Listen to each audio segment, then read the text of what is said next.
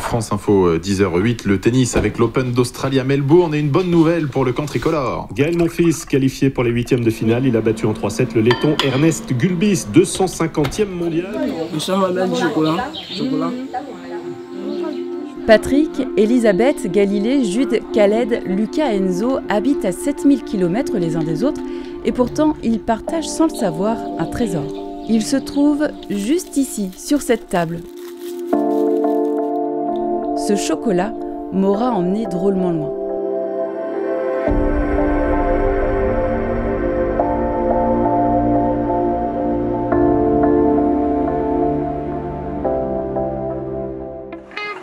Je m'appelle Julie et au-delà du fait que je sois chocolat maniaque, je suis réalisatrice. Et je vais vous raconter l'histoire de Kekawangan, un chocolat aux vertus puissantes. Entre les gens que je vais vous présenter, le projet qui les relie depuis presque 10 ans et toutes les vies bouleversées mais tellement enrichies. Et si je dois commencer quelque part, retournons à cette nuit d'orage, éclairée à la bougie.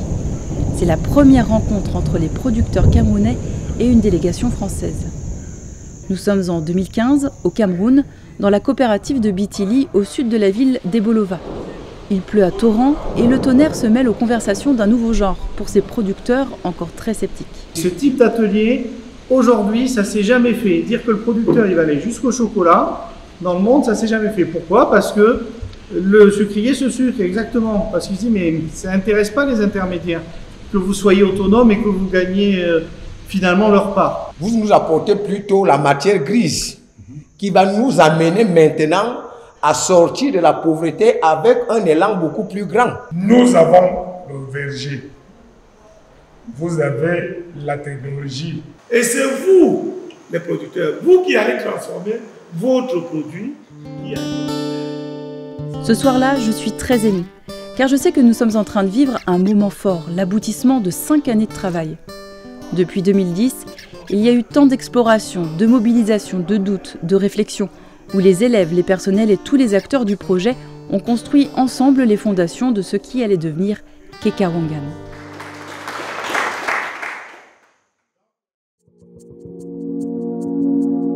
Mais revenons en France, où tout a commencé. L'établissement Nanterre Atlantique m'avait sollicité pour être le témoin de ce lien avec le Cameroun.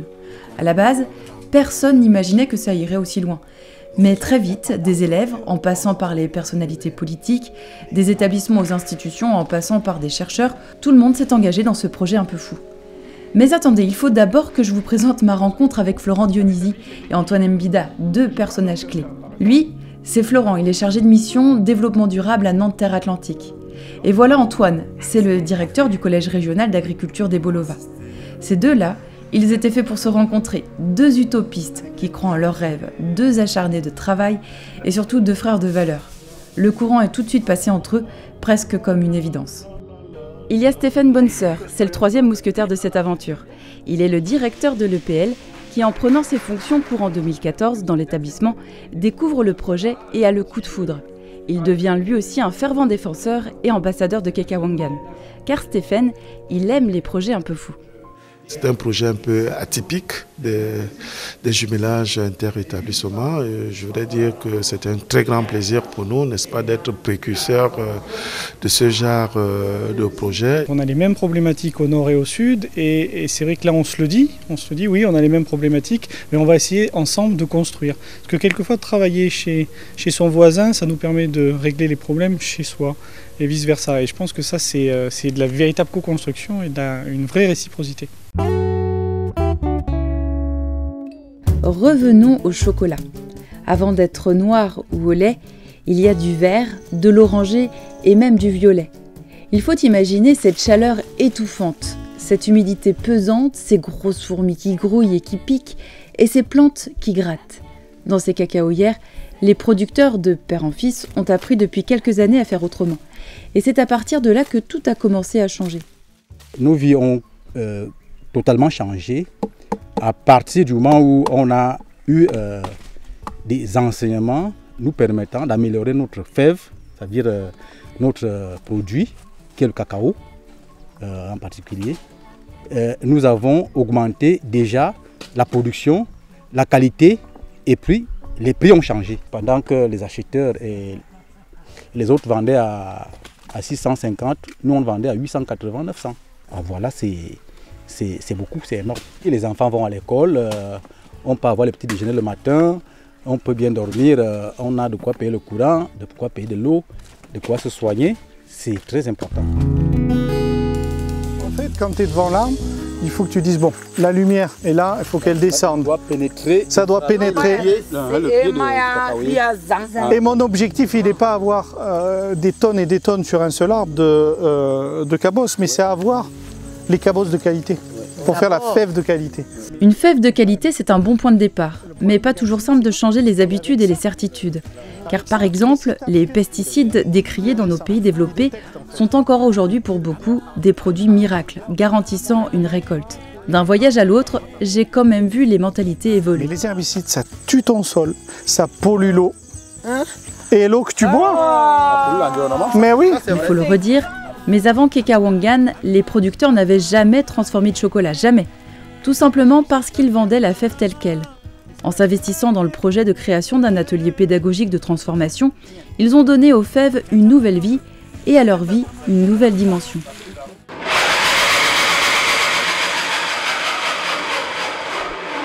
Je me rappelle du soir où les machines ont tourné pour la première fois. Il est tard, il fait très chaud, il y a du stress, de la tension et beaucoup d'émotions pour cette première production. Disons que le sentiment que j'ai ce soir, c'est un sentiment en demi-teinte. Déjà un sentiment un plaisir de voir les machines tourner, de faire les tests, mais également aussi mon souhait serait, n'est-ce pas, de voir les petites inquiétudes que nous avons, n'est-ce pas, être levées dans les prochains jours. Parce que là, nous sommes dans une phase de test, on a des machines, c'est très bien. Dans les tests, il ressort qu'il y a quelques petites imperfections. Et moi, mon souci, n'est-ce pas, c'est vrai, dans les jours à venir, qu'on puisse lever, n'est-ce pas, ces petites imperfections. Ça fait bizarre, quoi. De voir toutes les machines, tout tourner, ça c'est... J'arrive. Désolé. Quand tu vois que tout fonctionne, ça va, bon, il y a ajusté, mais... Soulagé, c'est quoi comme sentiment? Soulagé, content, et puis je me dis c'est bon, ça roule. Il n'y a plus qu'à affiner maintenant, il y a à faire le chocolat.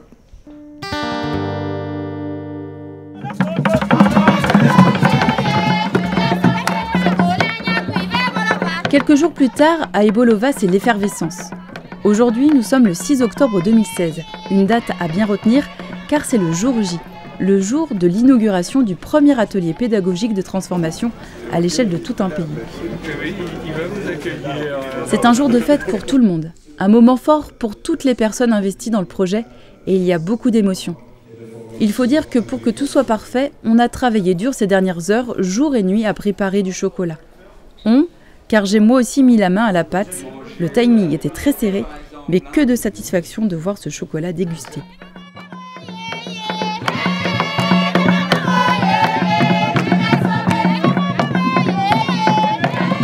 Et en quelques mois, cet atelier est devenu une référence, d'abord pour les producteurs qui sont venus de toute la région apprendre à fabriquer du chocolat, mais aussi pour les élèves au Cameroun comme en France, qui ont expérimenté et mis au point la technique de transformation du cacao en chocolat et pour certains grandi avec le projet Kekawangan. C'est le cas d'un trio engagé. Je vous présente Andy, Michael et Jeanne. Michael, à l'époque éco-responsable au lycée Jules Rieffel, est le premier à prendre contact avec le CRA d'Ebolova. Un simple mail. Alors qu'il est élève en première, il n'aurait jamais pensé que cela aurait impacté autant sa vie personnelle et professionnelle. Désormais, c'est lui qui va donner l'envie aux apprenants de s'investir dans ce projet. Dans le projet, c'est vrai que à travers mes études, je l'ai toujours suivi au-delà des mobilités sur place au Cameroun. Avec ce recul, c'est de voir toute la dimension que ça a pu m'apporter et de prendre la mesure et l'ampleur de cette expérience. Et c'est aussi pour ça que je suis encore là aujourd'hui, parce que c'est un projet qui m'a porté, qui me porte et je pense qu'il me portera encore pour longtemps. Andy, lui, est à l'époque apprenti au CFA Jules Rieffel en industrie agroalimentaire. Il tombe dans la marmite Kekawangan par hasard, mais comme on dit, il n'y a pas de hasard avec son savoir-faire. C'est lui qui met au point la première recette de chocolat Kekawangan. Lui non plus ne se doute pas encore que cela va orienter sa vie. Ce projet, il est énorme pour moi, c'est quelque chose d'insensé. Et dire qu'il y a 2 ans, j'étais encore élève et qu'aujourd'hui, j'ai pu créer les recettes de chocolat. Ça me tient vraiment à cœur, j'ai voulu venir ici bénévolement pour travailler parce que je ne me voyais pas suivre le projet de loin en fait. Ce projet m'a permis de me guider vers un avenir professionnel. Et puis il y a Jeanne, discrète, qui fera partie de la première expédition. Elle s'engage, dessine, et c'est d'ailleurs elle qui donnera l'identité visuelle au chocolat Kekawangan. Elle sera, elle aussi, marquée par cette aventure. Je sais pas aussi bien m'exprimer que toi, mais je suis venue ici, j'ai découvert une hospitalité, une autre culture, j'ai jamais quitté mon pays. J'ai découvert des valeurs, des personnes, et je suis très fière d'être ici, et ces valeurs-là, je vais les porter jusqu'à chez moi, les garder toute ma vie, je vais en prendre soin, et les partager surtout.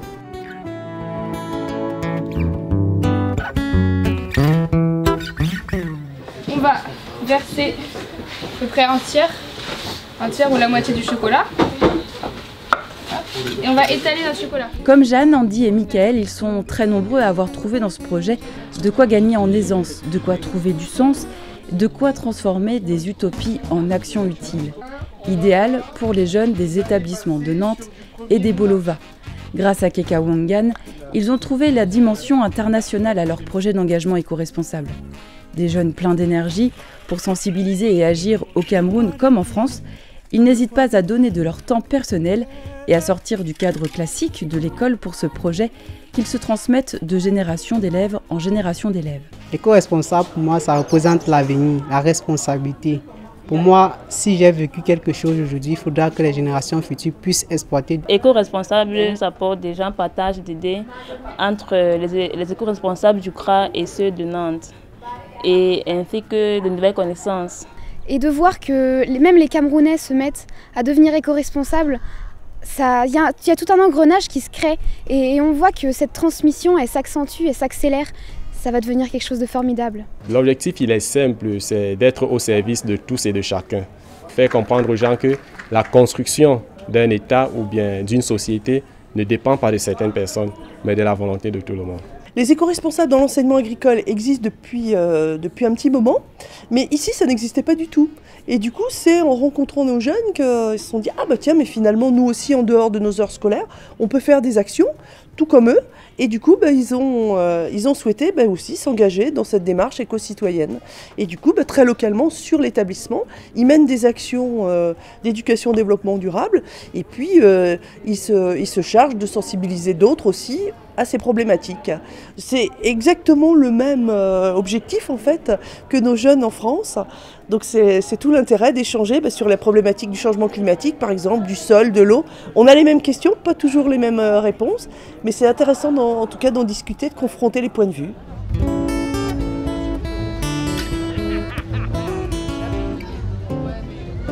À Nantes, un brunch équitable est organisé chaque année. Les jeunes éco-responsables profitent du moment pour proposer des dégustations et surtout faire découvrir le projet Kekawangan.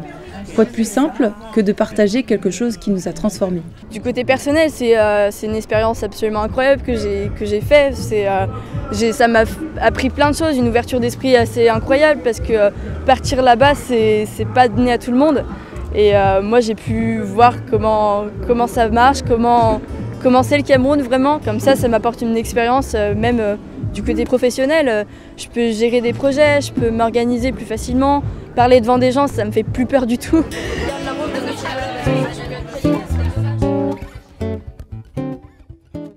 D'ailleurs, il est grand temps que je vous le décrive, ce chocolat à la saveur si singulière.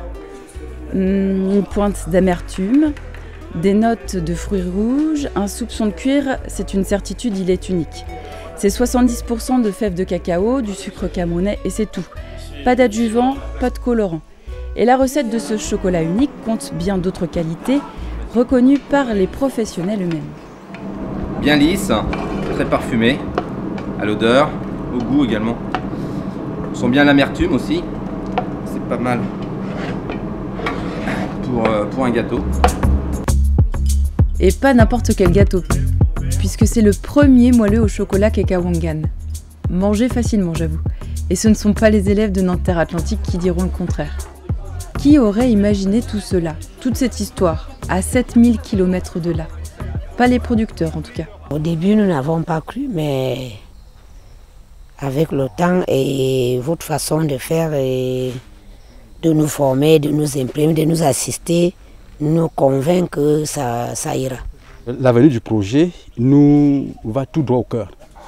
Parce que si je rentre encore en arrière, réveiller mes grands-parents ou bien mes parents qui sont déjà morts, et qu'ils viennent voir ce projet que nous avons sous la main maintenant là, mais c'est du miracle. On ne l'a jamais connu, on n'a jamais pensé, on n'a jamais espéré. Et ce que je peux dire, c'est-à-dire que les mots m'en manquent. Vous êtes motivé, vous avez hyper motivé, comme je n'ai jamais été. Tout est déjà mis en œuvre, l'atelier est là, les machines sont en marche. Oui, les machines ont même été fabriquées ici au Cameroun. Producteurs, élèves, professionnels viennent à l'atelier apprendre la transformation du cacao en chocolat, mais aussi toute la méthodologie de projet pour mener à bien leur entreprise. De quoi maîtriser le process de A à Z. Nous formons déjà d'abord les producteurs sur la démarche, comment produire la fève de qualité. Ils seront également formés sur la transformation au niveau de cet atelier. Nous avons transmis aux producteurs, nous avons transmis aux apprenants. C'est déjà quelque chose de fort et je pense que ceux à qui nous avons transmis, ils vont informer les autres et je pense qu'avec cela, beaucoup d'autres viendront se faire former ici, dans notre atelier pédagogique. Cet atelier, pour un début, va leur servir de relais. Ils pourront, n'est-ce pas, se rapprocher pour transformer leur position, apporter une plus-value et plus par après, pouvoir s'occuper pour reproduire l'exemple que nous faisons ici. En regardant ces images, on pourrait croire que tout s'est enchaîné facilement. Ce serait une erreur, ce serait oublier un peu vite les remous, les coupures d'électricité, l'absence d'eau courante, encore moins d'eau chaude, les opposants au projet qui peuvent être virulents, les problèmes de transport, l'état des routes rend complexe tout déplacement, et enfin un incendie récent qui, en détruisant une machine stratégique, a stoppé net la production, mettant en péril tout le système. C'est un coup dur parce que déjà on ne pouvait plus transformer, on ne pouvait plus faire notre chocolat. Et ça a pénalisé non seulement l'activité, ça a fragilisé non seulement l'activité, et ça a pénalisé nos consommateurs, ceux qui étaient déjà amoureux de notre produit. Nous avons lancé un appel à nos partenaires et grâce à la solidarité européenne, nous avons reçu une nouvelle machine. Super!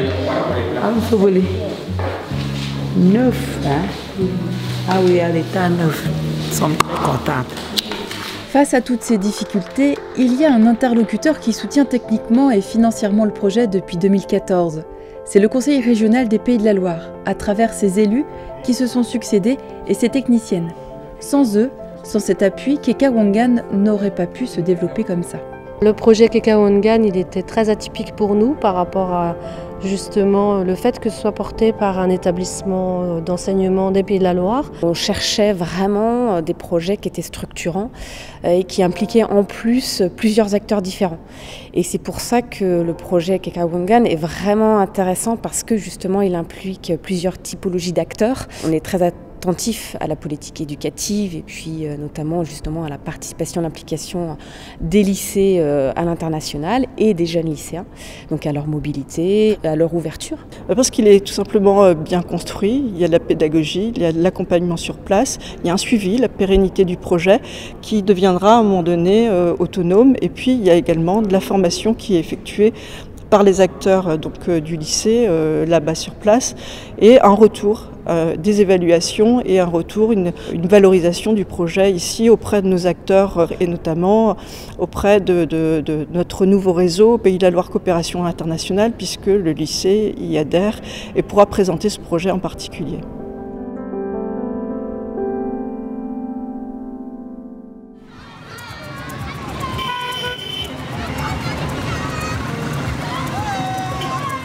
Aujourd'hui, c'est jour de livraison, direction le plus grand supermarché de la ville d'Ebolova avec Madame Christine. Bonjour. Bonjour madame.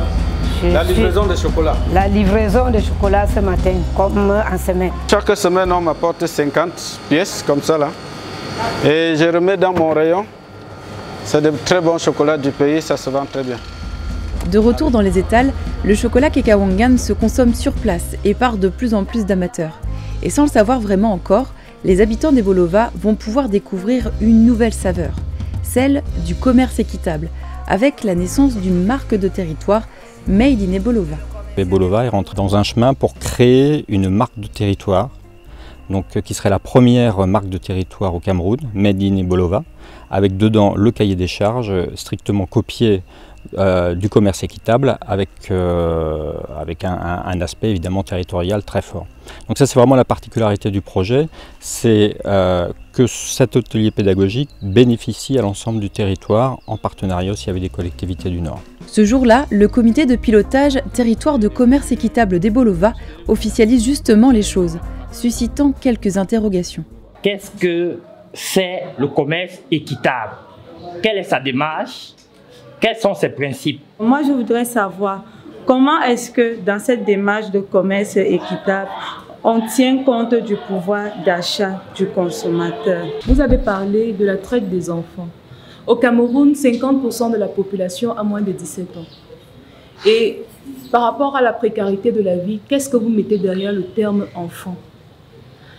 À quel âge on considère que celui que j'emploie est un enfant? Le sujet interpelle, car il confronte un concept à d'autres réalités. Entre la théorie et la pratique, comment démontrer les valeurs du commerce équitable? Comment les décliner sur le terrain? La nouveauté, le changement font réagir, et c'est bien normal, car Ebolova est la première ville au Cameroun à se lancer. Une fois encore, la coopérative de Bitili montre l'exemple en y adhérant. Le Made in Ebolova que nous avons mis en place aujourd'hui est l'aboutissement d'un processus qui a commencé justement avec le jumelage entre le CRA d'Ebolova et les lycées nantais. Le label Made in Ebolova se veut donc une fédération de tous les acteurs du territoire de la ville d'Ebolova, qu'ils soient agriculteurs, producteurs, qu'ils soient des artisans, qu'ils soient des petits entrepreneurs d'activités génératrices de revenus. Donc c'est tout cet ensemble-là que nous voulons mettre dans le Made in Ebolova. Bien évidemment, il y a une charte qui régit cette marque, ce label Made in Ebolova. Alors la charte est constituée de 4 principaux points qui vont vers la préservation de l'environnement, bien évidemment, la promotion du territoire, la destination Ebolova, la promotion de la valeur, c'est-à-dire le commerce équitable en lui-même, et puis le social, c'est-à-dire que de donner une valeur à l'humain, à l'homme. Commerce équitable. Avant ce projet, au-delà d'une étiquette, je n'imaginais pas l'impact de ces deux mots. Aujourd'hui, je peux y associer des images, des actions et de vraies avancées pour le quotidien des producteurs notamment. Soutenus, accompagnés, formés mais surtout responsabilisés pour pouvoir subvenir eux-mêmes à leurs besoins par leur propre travail. Cela peut sembler évident et pourtant, même en France, il est nécessaire de revoir les modes de production. Le commerce équitable Nord-Nord, est-ce que ça vous parle ? L'idée est simple, consommer ici ce qui est produit juste là, toujours avec cette notion de bien produire pour mieux vivre. Le commerce équitable Nord-Nord, c'est une pratique inspirée en fait d'un commerce équitable qu'on disait Nord-Sud ou Sud-Nord, et qui consistait pour des consommateurs, on va dire français, européens, enfin des pays du Nord, d'acheter un produit qui était un produit tropical, on va dire intertropical, à un prix suffisamment élevé pour garantir aux paysans pauvres de là-bas, je fais comme ça, un prix qui garantit quand même une rémunération décente. Eh bien, on a transféré à des produits surtout agricoles de pays du Nord, donc origine France par exemple, origine Europe, le même principe. Il se traduit bien par un prix minimum garanti, c'est-à-dire on garantit aux producteurs que même quand les prix mondiaux s'effondrent, quand localement les prix s'effondrent, il aura ce prix minimum garanti censé couvrir donc les coûts de production à l'identique qu'on procédait donc dans les pays du Sud autrefois. Et en plus, une petite prime qui est accordée à leur organisation de producteurs, libre à eux, au sein de cette coopérative, de décider l'utilisation de cette prime. Ça peut être un peu une sécurité sociale, ça peut être des investissements. Petite parenthèse rigolote, à la conférence de Marc Dufumier, je croise quelques visages connus. Regardez, il y a Michael ici et puis Jeanne par là. Et le plus étonnant, c'est d'y retrouver Cédric, Monsieur Cédric, loin de ses contrées. Après avoir été élève au CRA des Bolova, puis responsable de l'atelier pédagogique, il est aujourd'hui en France pour de nouvelles aventures, toujours en lien avec Kekawangan. Lui aussi a trouvé un sens à sa vie. Du Cameroun, j'espère capitaliser et mettre en valeur les nouvelles compétences, nouvelles connaissances acquises ici en France. Je crois que Kekawangan, ça a été vraiment un déclic pour ce qui est de ma carrière professionnelle et même sur le plan de l'accomplissement, la réalisation personnelle. Une passion pour les métiers de l'agroalimentaire, de la transformation des produits agricoles qui est une problématique réelle pour le pays, mon pays, le Cameroun. Et également aujourd'hui, je fais une formation d'ingénieur en système agricole et agroalimentaire durable pour les pays du Sud à Montpellier Supagro. Et également accompagner les politiques agricoles et alimentaires du pays aussi qui seront appelées à évoluer, à s'adapter au nouveau contexte, aux nouveaux besoins des populations et des producteurs. Bon, revenons à nos moutons, ou plutôt à nos concepts de commerce équitable et de circuit court. Tout cela a une résonance particulière pour Nanterre Atlantique. Sur son site, et en parallèle du projet Kekawangan, un atelier de transformation de légumes produits localement est sorti de terre. Baptisée la Féoduc, cette légumerie transforme les productions maraîchères du territoire pour alimenter les restaurations collectives en proximité.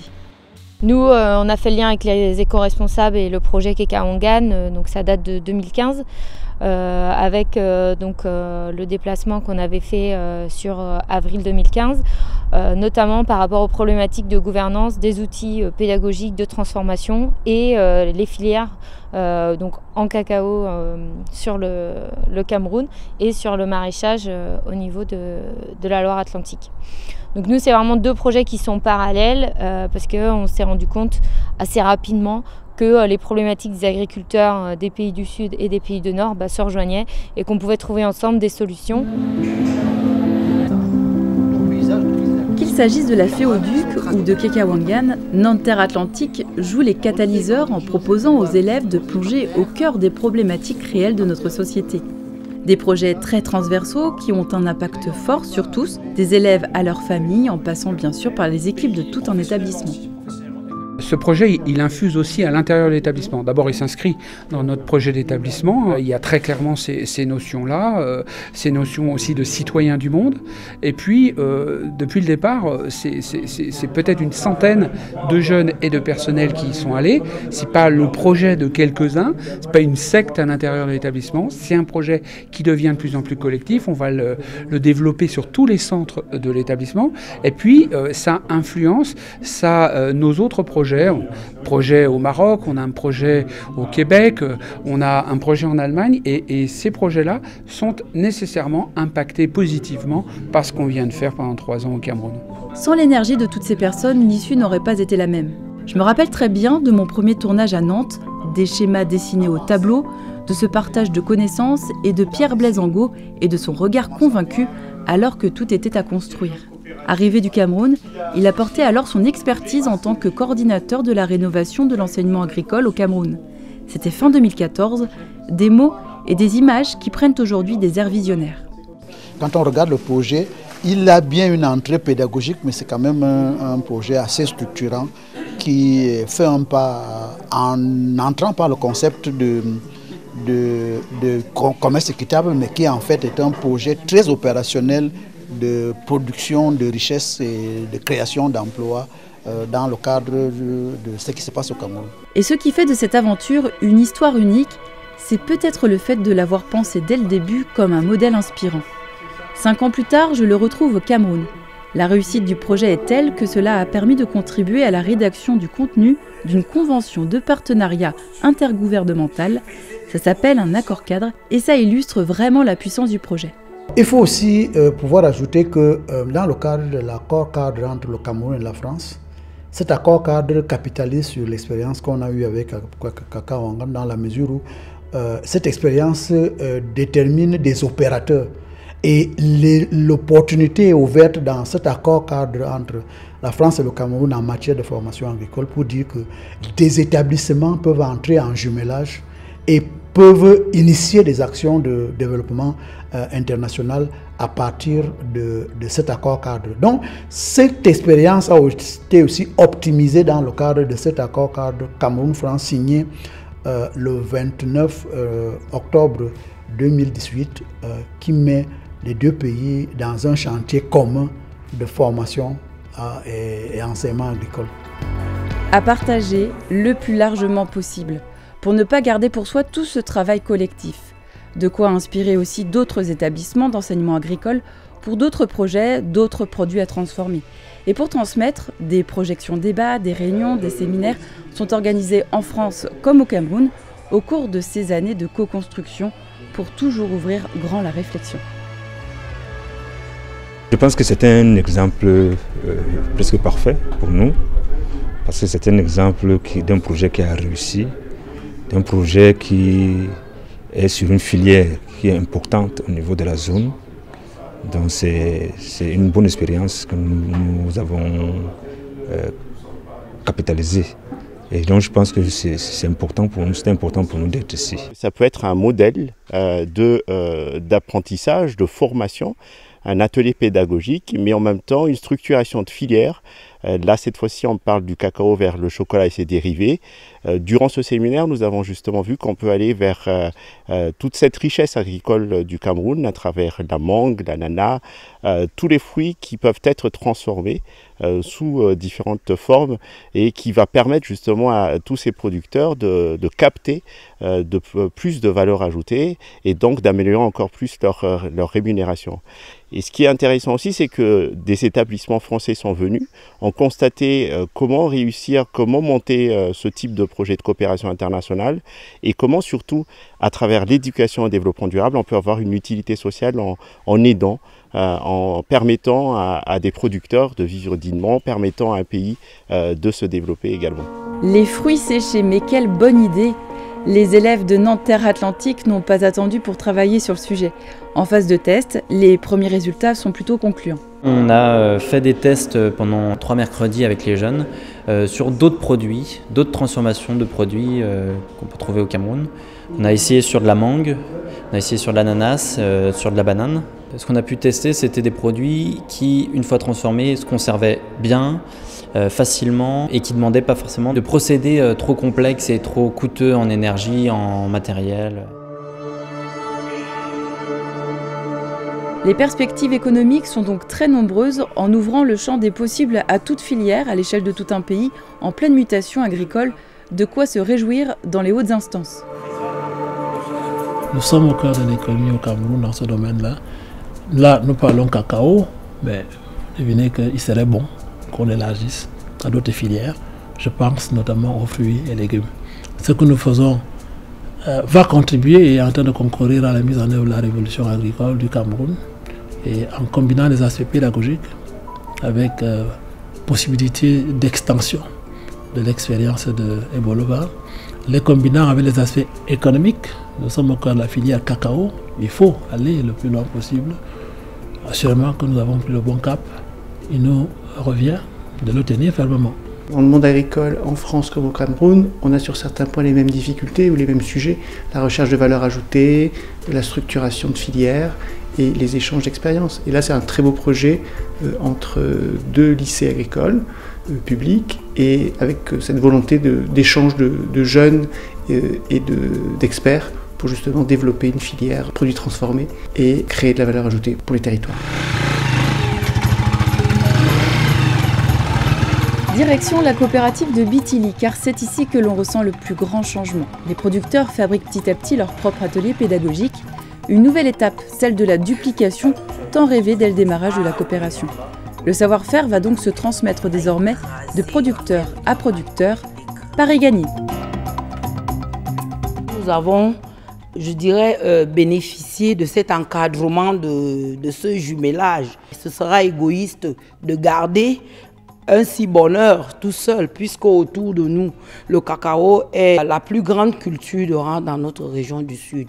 Ce que nous envisageons, c'est étendre, c'est-à-dire mettre une collaboration essayer d'organiser des petites formations à notre niveau, faire venir certaines organisations, certaines coopératives d'ailleurs, de venir vivre ce que nous vivons nous aussi en ce moment, c'est-à-dire ce changement et voir comment, en quelle mesure, eux aussi, de façon timide, ils pourront emboîter le pas. Imaginez un arbre, ses racines bien ancrées dans le sol, ses branches toujours plus hautes, ses feuilles, ses fruits. Eh bien, le projet Kekawangan, c'est ça. Il nourrit, il se déploie, il sème. Qui aurait pu imaginer que l'on travaillerait quelques années après ses premiers pas sur sa démultiplication? Qui aurait pu envisager la création de l'association 3CF, un centre de coopération Cameroun-France, lieu laboratoire de projets solidaires en tout genre? L'association 3CF, c'est le centre de coopération Cameroun-France que nous avons fondé avec Antoine Bida dans l'objectif de pérenniser notre action et de l'ouvrir à d'autres structures. Concrètement, c'est une association qui regroupe un lieu d'hébergement qui permet d'accueillir tout type de public, mais aussi une surface de production qui permet d'expérimenter des techniques qu'on souhaite partager. C'est une plateforme qui permet à tous les acteurs de l'enseignement agricole français, par exemple, de se connecter avec les réseaux camerounais. On essaie de faire cette interface-là. Qui aurait osé évoquer à la Sodecao, la société de développement du cacao au Cameroun, l'installation d'unités de transformation dans chaque bassin de production camerounais? En assistant à une réunion de la Sodecao, je prends conscience de la dimension nouvelle apportée par Kekawangan à tout un territoire. Pour le moment, nous voulons commencer par une unité pilote parce que nous avons une mission, c'est de contribuer au développement de la cacao culture dans notre pays. Et nous ne pouvons pas parler de transformation sans être à même, n'est-ce pas, de montrer un exemple, d'aider les uns et les autres à s'approprier cette technique. Nous voulons donc installer d'abord une unité pilote, mais par la suite, nous avons déjà engagé Prélang avec des collectivités territoriales décentralisées. Je crois qu'on pourrait, n'est-ce pas, une fois que c'est maîtrisé ici, évoluer vers des collectivités territoriales décentralisées. Ce serait une transformation, je crois, totale de l'économie rurale, de l'économie du pays. On dirait bien qu'une révolution est en cours. Tout le souhait des autorités camerounaises et du président de la République, c'est que nous-mêmes, on soit insérés dans la chaîne de valeur ajoutée, c'est-à-dire la transformation de ce cacao en produit fini. Et c'est ainsi que ça procurera non seulement des revenus à ceux qui transforment au Cameroun, des revenus à ceux qui le produisent, des revenus également à ceux qui le vendent. Et aussi, ça apportera le savoir-faire au Cameroun même, dans la transformation du cacao. Qui sait-on, il n'est pas bon que toujours on pense consommer du chocolat suisse ou belge, alors que ni les Suisses ni les Belges ne sont producteurs de cacao. Mais au-delà du cacao, vous l'aurez bien compris, c'est aussi et surtout une grande aventure humaine. La vie au Cameroun n'est pas toujours un long fleuve tranquille, et les chances ne sont pas les mêmes pour tous. C'est en partant de ce constat qu'une autre belle idée est née. Direction Ngala, à 500 km d'Ebolova, pour y découvrir le CID, le Centre international d'initiation et de développement. Et ce jour-là, nous sommes très attendus.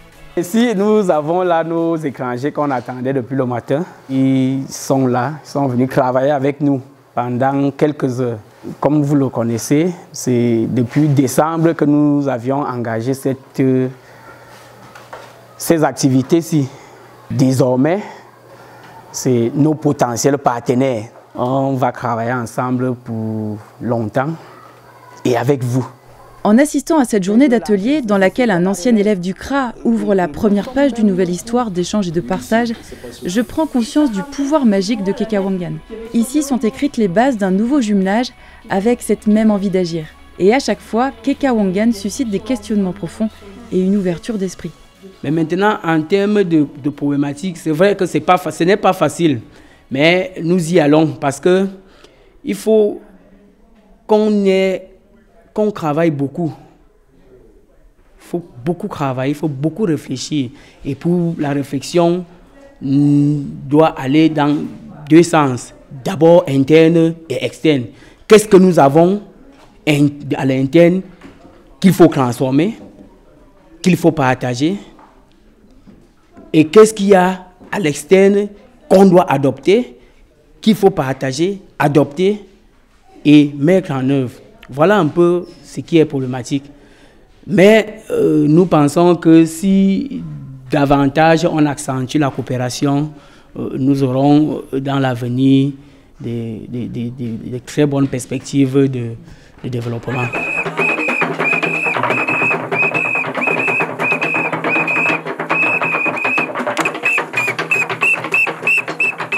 En filigrane de chaque personne que vous avez entendue depuis le début de ce récit, il y a quand même cet ingrédient de base. Une sorte de liant indispensable, vous voyez, celui qui donne toute sa saveur au chocolat. Ce sont bien évidemment toutes ces rencontres, tous ces visages, ces voix, ces émotions, ces rires et ces larmes aussi, ces coups de stress, ces coups de colère, ces moments de découragement et ces explosions de joie et de fou rire. En fait, c'est tout simplement la vie, dans sa version la plus humaine. C'est exactement ça. Une grande famille partageant les mêmes valeurs. Et j'ai la chance d'en faire partie. Vous savez, c'est ce genre d'aventure indélébile que vous racontez encore et encore et que vous partagez avec vos enfants. Car oui, comme Andy, Jeanne, Mickaël et tous les autres, Keka-Wangan m'a montré que décidément, tout est possible. Cette aventure, c'est une aventure de notre vie. On voit un rêve qui est en train d'être réalisé.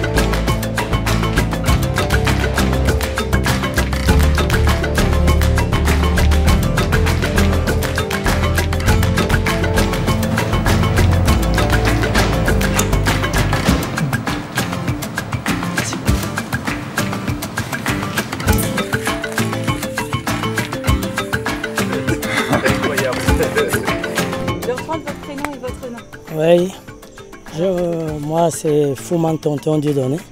Alors, votre prénom c'est Fouman Tonton Dieudonné. Ah, c'est l'ensemble Fouman. Fouman. Fouman. Tonton Dieudonné. Dieudonné. Oui, ok. Et ça c'est votre prénom et nom ou c'est juste votre C'est mon nom et mon prénom. D'accord, ok. Donc votre nom c'est Fouman. Fouman, d'accord. Et votre prénom c'est Tonton Dieudonné, ouais. Une grande frite avec un Big Mac. Un McDrive. Fouman, F-O-U-M-A-N-E. Bah là c'est pas mal.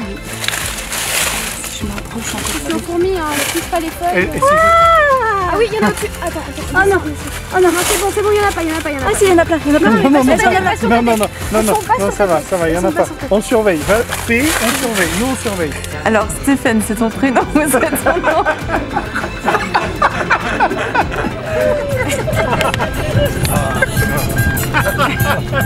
Allô. Allez, chauffe, allez, serre les mains, Zipi, ouais.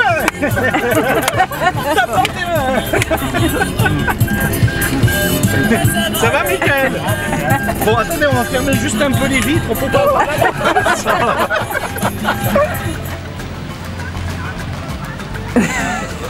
C'est pas bon. Donnez beaucoup de chocolat. On a goûté chocolat là-bas, Cameroun, très bon. Chocolat au riz soufflé? Chocolat riz soufflé, un peu expansé, la texture, ça change. Hein. Un point, le bilan en fait du chef d'établissement de Nanterre Atlantique. sur ce projet, Kekawangan, mais peut-être sur d'autres en fait, sur les perspectives. Oh non, pitié. Bon, écoute, tu sais ce que tu dois dire. Alors dis-le. Vas-y, crache la Valda. Il y a de l'eau qui rentre dedans là. Ça dérange pas, il n'y a pas de problème. Non, non, mais il y a du joint parce qu'il y a eu un trou. Mais non, ça va toi, t'inquiète pas. Bon, et tu sais, si le crocodile se fâche, il pourra certainement passer par là. Donc, on met pas les mains à tremper dans l'eau. Hein.